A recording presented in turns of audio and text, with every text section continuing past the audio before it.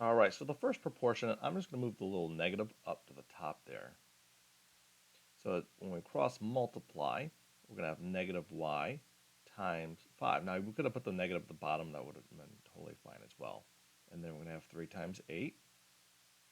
Negative y times 5 is just negative 5y. And 3 times 8 is 24. This says negative 4 times y, and the opposite or inverse of multiplication is division. This time, I'm going to use an opulus symbol here. So we're going to divide both sides by negative 5. And that's going to give us an answer of y equals negative 4.8. Now we shouldn't be, I'm going to be typically be lazy here. We should check our answer, and it's very easy to do. We just put our answer into the original equation, and does negative 4.8, and there's a little negative out there in front. So does a negative of a negative 4.8 equal 8 divided by 5? And we just use our calculator to determine that 8 divided by 5 is 1.6, and a negative of a negative there, so negative 4.8 divided by 3 is 1.6, so that checks out.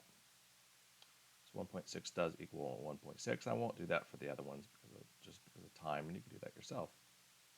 And the next one, when we cross multiply, we make sure we distribute. So we're going to have 3 parentheses 2n plus 5 is going to equal 4 parentheses 2n plus 1.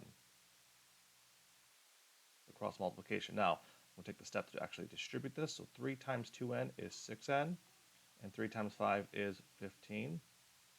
And then on the right side, we have 4 times 2n, which is 8n, and then 4 times 1 is a positive 4.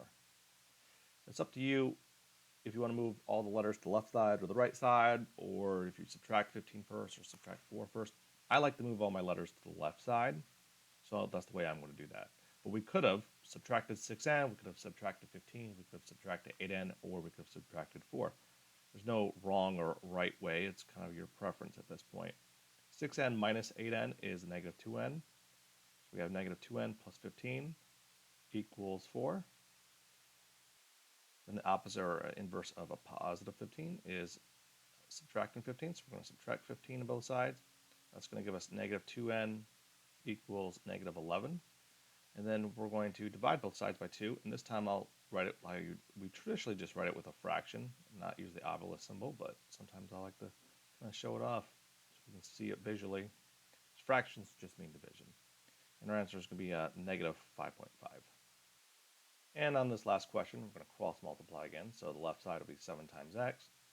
And on the right side, we're going to have 9 times x plus 4. So we've got a little bit of a distributive property to utilize here for us.